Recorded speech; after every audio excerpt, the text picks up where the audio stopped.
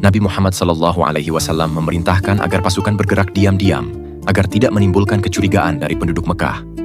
Khalid, yang memimpin sayap kanan pasukan, memastikan bahwa semua prajuritnya tetap disiplin dan tidak melakukan tindakan yang dapat memicu konflik sebelum waktunya. Ketika mereka tiba di dekat Mekah, suasana menjadi semakin tegang. Penduduk kota mulai menyadari kedatangan pasukan muslimin, dan ketakutan mulai menyebar di antara mereka. Namun, Nabi Muhammad SAW memberikan instruksi tegas. Tidak ada pertumpahan darah kecuali jika musuh menyerang terlebih dahulu. Ketika pasukan muslimin memasuki Mekah, Khalid berdiri di garis depan, siap untuk menghadapi apapun yang mungkin terjadi. Ia melihat wajah-wajah yang dulu ia kenal baik, keluarga, teman, dan bahkan musuh-musuh lamanya. Ada rasa haru yang mendalam ketika ia menyadari bahwa ia kini kembali ke kampung halamannya bukan sebagai seorang musuh, melainkan sebagai seorang pejuang yang membawa kedamaian. Di tengah kerumunan, ia melihat ayahnya, Walid bin Mughirah, yang tampak lemah dan tua. Meskipun hubungan mereka masih tegang, Khalid tidak bisa menahan air mata ketika ia menyadari bahwa ia telah menemukan jalan yang lebih mulia daripada dendam dan permusuhan. Penaklukan Mekah berlangsung dengan damai, sesuai dengan keinginan Nabi Muhammad SAW.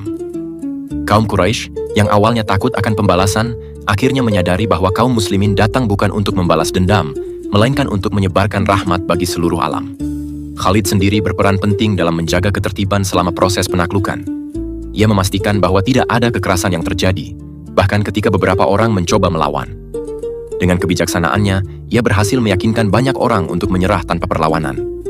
Ini adalah hari kemenangan spiritual, katanya kepada para sahabatnya. Bukan pedang yang menaklukkan hati, melainkan keimanan.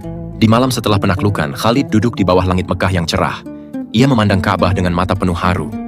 Ia menyadari bahwa perjalanan hidupnya telah membawanya pada titik ini, titik di mana ia bisa berdiri di hadapan rumah Allah sebagai seorang muslim yang bangga. Ia berdoa agar diberi kekuatan untuk terus berjuang di jalan Allah dan menjadi teladan bagi generasi mendatang.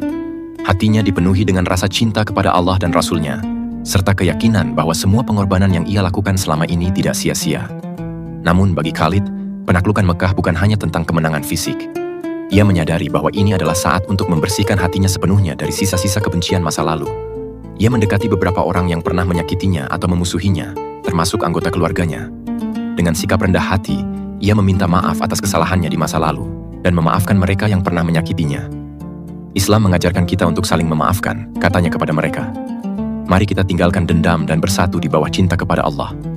Sikapnya ini membuat banyak orang terharu dan membuka pintu hati mereka untuk menerima Islam.